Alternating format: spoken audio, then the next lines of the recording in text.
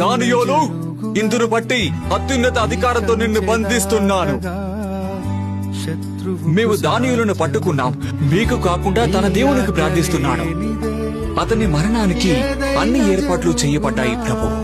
ఒక్కడైనా నిజ దేవుణ్ణి ప్రార్థించవద్దని చెప్పే ఏ శాసనాన్ని నేను గౌరవించను.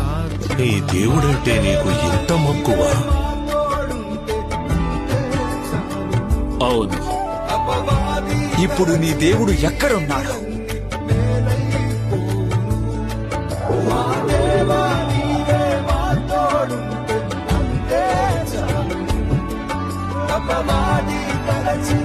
రాయిని తొలగించండి. దానియేలు, అతన్ని పైకి తీయండి. నా రాజ్యములోని ప్రతి ఒక్కరూ దానియేలు దేవుని ఘనపరిచి పూజించాలి.